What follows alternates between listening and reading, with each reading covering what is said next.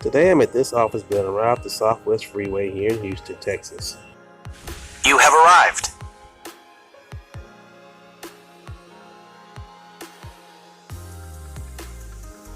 On the 12th floor, to meet the man behind this iconic Houston radio voice. Hey, Chuck Tiller here. Oh, what station? FM 100 KILT, the Big 610, Smooth Jazz 95.7 The Wave, or AM 1070 The Answer, which would be KNTH. Worked at all these places all around the city for many years. You've heard me here in Houston since 1972 on a frequency near you. Okay, today I'm here with Chuck Tiller, a Houston radio legend. Chuck, So you say. Yeah. Tell us how you got started doing radio here in Houston. It has to go back to my childhood. Okay, go ahead. Because when I was young, I discovered the radio. In fact, we had a television that had gone dead for about 6 or 7 months, maybe a little longer. My parents couldn't afford to have it fixed, so hey, it was a radio. Radio is what I did. And I started hearing things that it was wild. The transition to television from radio was during this time. They used to have radio programs, and like they have on television program. Well, this was all now becoming a visual medium, so therefore, radio stations have to have a way to survive. And so they started playing a lot of music. And that's how I discovered KILT. I always tell people the three things that got me started in radio was KILT here in Houston, Elvis Presley and Ray Charles. These were the artists that were in my mind, you know, all the Elvis Presley stuff, Return to Cinder, and all that other stuff, Jailhouse Rock, to the Ray Charles, Hit the Road Jack, and music like that. So all of that just sounded fun. And the guys on the radios, they sounded like The DJ personalities. they were having fun, yeah. And I knew about 7, 8 years old, that's what I wanted to do. You want to be a DJ? I wanted to be a DJ. That's pretty wild because I didn't know how I was going to go about it. I went through school and high school and listening to KILT and KIKK and other stations here in the city, and started hanging out at some of the clubs where I knew these disc jockeys would go to do their thing, try to talk to them and get a little insight. So what did they do with the club? They actually DJ at the clubs? Well, the DJs at the clubs, they didn't have club DJs at the time. Okay. In the 60s. You had a lot of bands. Oh, bands. Okay. Okay, a lot of live bands were there. And certain nights, certain radio stations would have their disc jockeys MC it. Oh, okay. And have contests and give away radio station prizes and that kind of stuff. So, I would go. But I still didn't make that connection. So what I did was, took a course at the Columbia School of Broadcasting. Had to learn how to speak in a radio voice.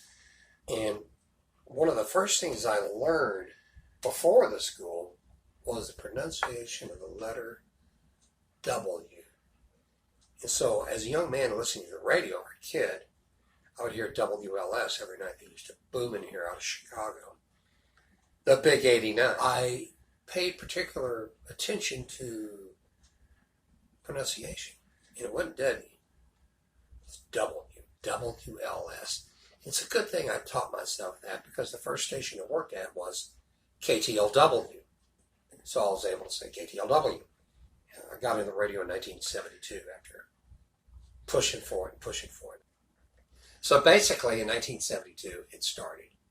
And that's when I encountered the addiction. And the addiction is not drugs or booze. The addiction is once you get on the radio, it's hard to leave it. And I've left a couple of times, but not permanently. Because there's something about it. There's something about the old radio. If you want something bad enough, you're going to make it happen. Yeah. And that was the same thing with me getting in radio. I wanted it bad. I wanted to be in it bad. But I didn't know what to do. So then I had to venture out and figure out how I'm going to do this. And the first place I went to, they turned me down. And the second place I went to was KTLW in Texas City. And Joey J, JJ the DJ, they call him. I like the way you sound. We can start you next weekend. And I did it for $1.65 an hour. Really? That was the minimum wage in 1972. I went through a lot of years of not making good money, you know. But, you know, that's part of paying the price. That's how you get there. Yeah. You're not going to be an overnight sensation. But, you know, getting into the business was quite a road to take. And you had to learn that you were going to run into some people that are going to be disagreeable with you, or some people that are just downright cold. But the whole idea is your journey, that you keep learning and do not be deterred. In 1974, I went to 1070 KENR and drop off the tape, talked to Rick Libby, the program director. And Rick gave him the cassette, and he's listening to it. He reaches over and stops it. He looks at me and he says, "That's the worst thing I've ever heard. You're terrible. I advise you to get into another line of work. Wow. You're not gonna That's get ready. rude. You will never be on 1070. Years later, here I am. He told me what I was doing. I said to him, I said, look, you've already got the tape in the machine. Tell me what I'm doing wrong. And they can be brutally honest in this business. But I was willing to, okay. I said, look, you got the tape in the machine already. It's not going to take you any more time, really. You tell me what I'm doing wrong. He looked at me and his eyes got bright. He said, okay, I still don't think you're going to make it, but let me tell you what you were doing wrong. And everything he told me, he was right about. But you know what? He didn't get that job not knowing anything. He got that job because he was good at what he did. Exactly. So I had to respect that. He told me, I took it to heart. I didn't sound good at all. I thought I did. But again, remember, I was still in my growing stages. I've been in the radio at this point for 2 years. I'm still trying to find the real me. And you don't even realize that's what's happening. I found another tape, did the air check, and sent it out to some stations. Didn't take it back to him because I knew that was a lost cause. And had several offers, and one of them was KTON in Belton, Texas, and the other was KIKN in Corpus Christi. And I thought, you know, Corpus Christi is going to look a lot better on my old radio resume than Belton, Texas is. Even though Belton, next to Temple, Waco, and Killeen, is a large population. But Corpus Christi. So I took the job in Corpus Christi, and that's where I became the all-night chucker. That was my, Chuck Totally all-night chucker. And I used that all the way up to my days at KILT. But from there I went to KIKK, KNUZ, returned to KTLW to be the program director. I was there at all three stations at the same time. Nobody knew it. Wow. And I was using my name. Eventually I drop-kicked because I was working 7 days a week, and it was tough. Because KTLW was in Texas City. And I'm having to make that drive. I'd get off at midnight and kick on Sunday nights. Go home, take a 2-hour nap, on the road again, back down to Texas City. Is that where you met your first wife? Oh, no, I met her at KNUZ. And she was a all-night radio. No, she was a news there at the time. Her name was LaJuan Kirks. Her real name was Von Seal. And she used the air name LaJuan Kirks at KNUZ. And she did the news from 7 to midnight.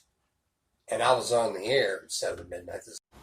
And so she worked right across the glass from me. She did the hourly newscast, the hourly news updates. And that's how we met. And kind of one thing led to another.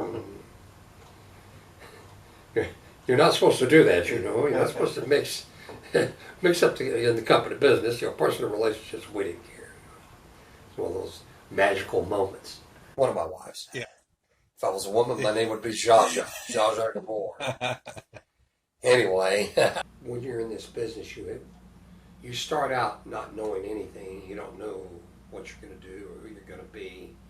And what I mean by that is you're sampling others that have been in the business before, so you're trying to find the real you. The real you, the real me rather, came into being when I was at KNUZ in 1975, and I had a chance to listen to an audition tape, which we call an air check, from February of 1976 to May of 1976. And somewhere in between that time, a change had taken effect. I could open up the mic and I could start talking, being myself, and not a very stiff sounding Chuck Tiller on the radio type of thing. Suddenly became natural. I mean, when I say suddenly, I don't know. It evolved, only I couldn't tell it until I heard the two tapes. I thought, oh, okay. And when I got to KNUZ was a very weak powered radio station. But a lot of the old rock and rollers who had been there in the 60s were still there. And these were some pretty big names here in Houston. Paul Berlin's a big name. Joe Ford would be a big name. Jack Piper was in the news, Milton Allen Graves. The list is long. And I was like a sponge. I soaked up how to deliver, how to do this radio thing and hone my skill. Because eventually I wanted to be on KILT. But KILT was a rock and roll radio station. I was doing country music, so I thought it would never happen. And then one day Kilt went country. And by 1984, I was there. Hi. How about let me in? And then I stayed with them until 1997.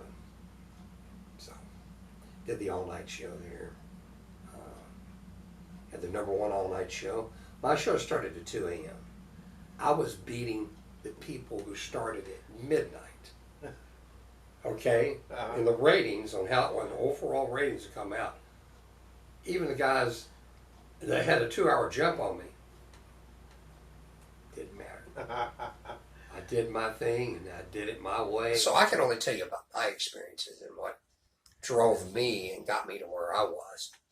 Now, radio has taken a lot of turns since I've gotten in this business.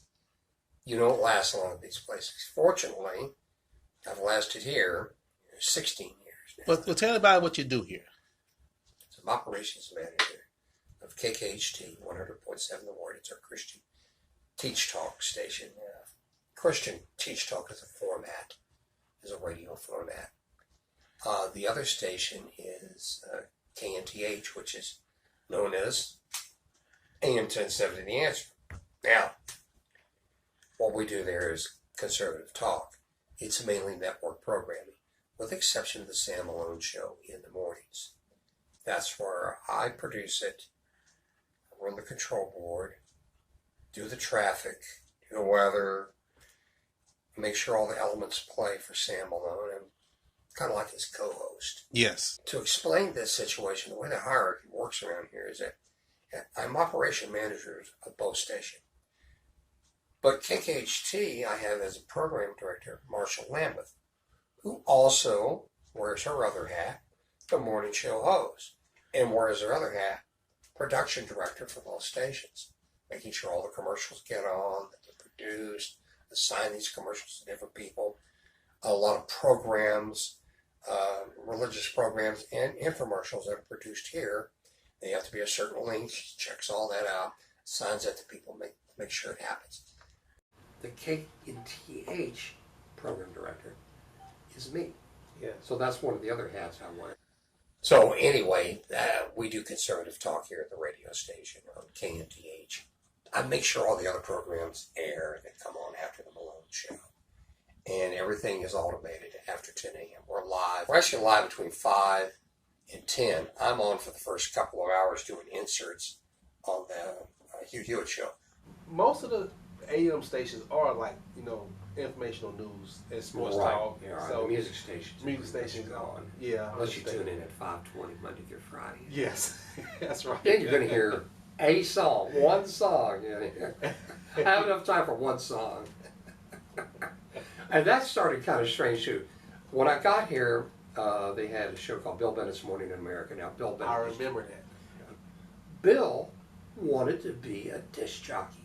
Yeah. Here he had worked in the Bush administration, he worked in the Reagan administration.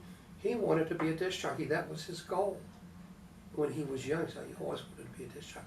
So finally he found his niche, and they put him on the air. So, and he liked rock and roll music. So I decided one day, I wonder what would happen if I just started playing a song every morning at 5:20 instead of playing commercials.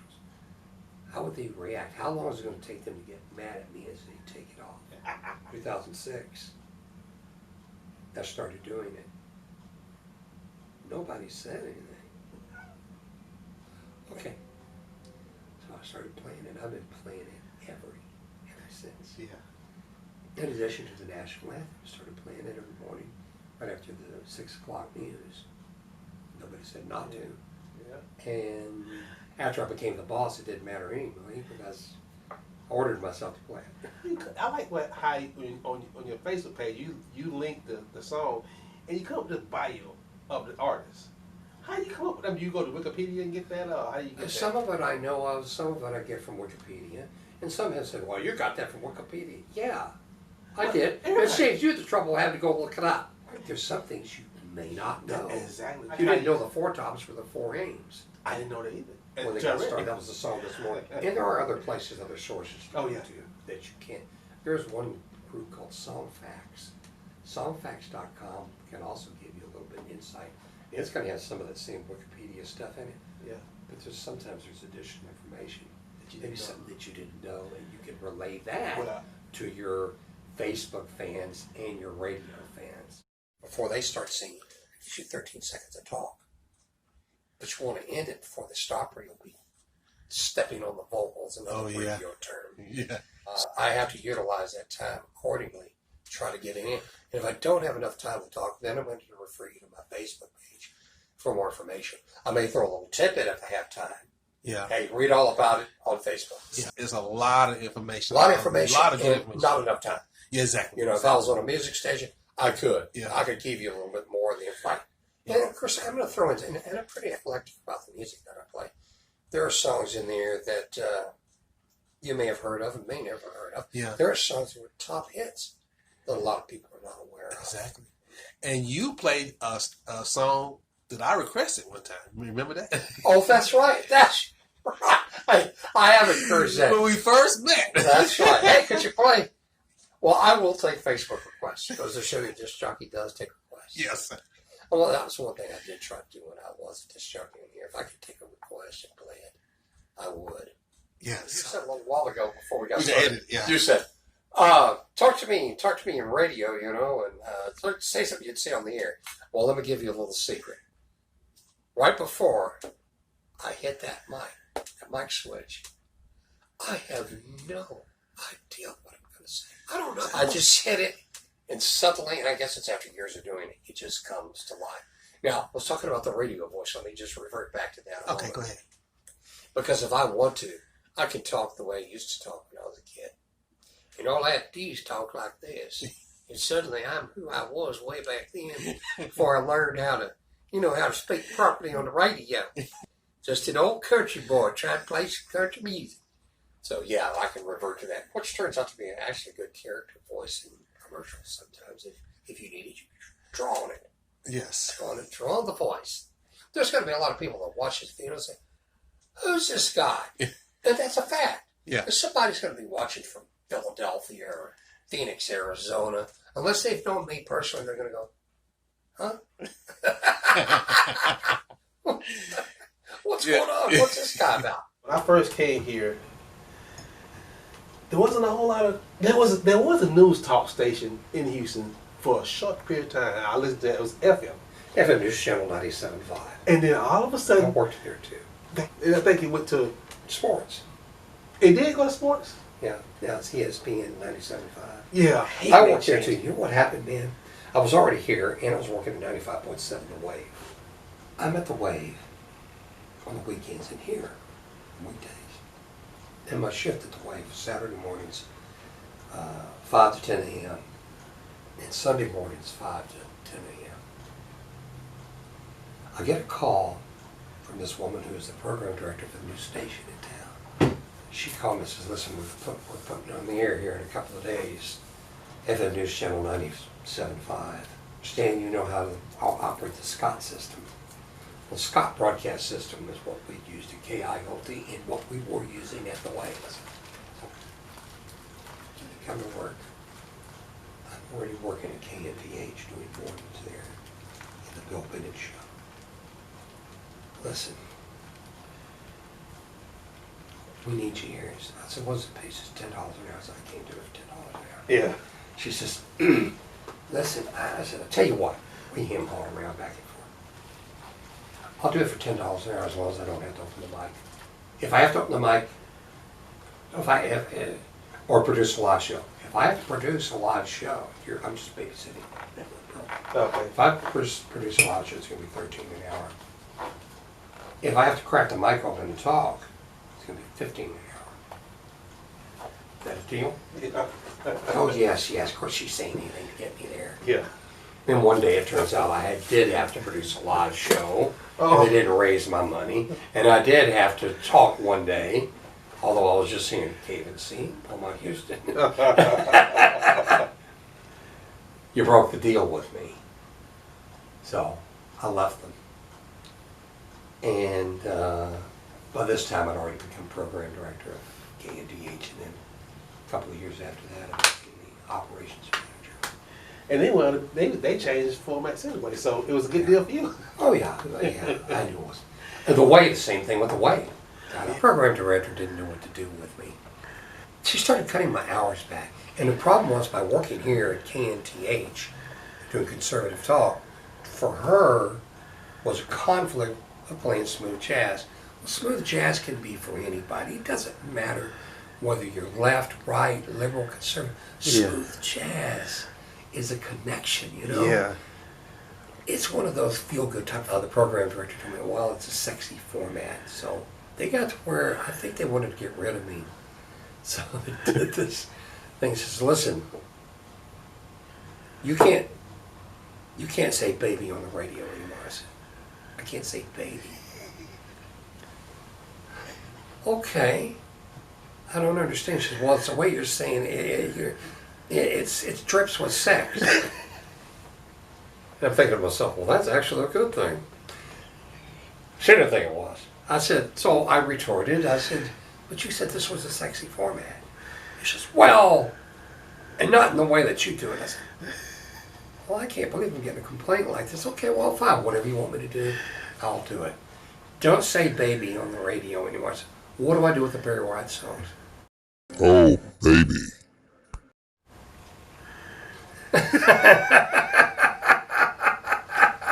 She didn't like that.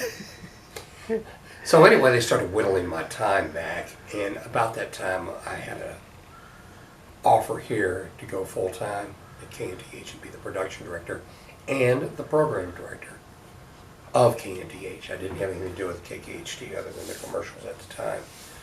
And then 2 years after that I became the operations manager, and I've been here ever since. Ever since. Still here. The Lord willing. Yes. You never know. Yeah.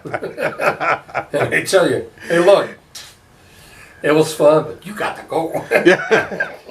People that love listening to you and love the station, even though, like I said, it's conservative, and maybe it has like a certain audience, Right. but regardless of the political views. Right, and there are some things that you are going to learn here that you may not hear and learn anywhere else.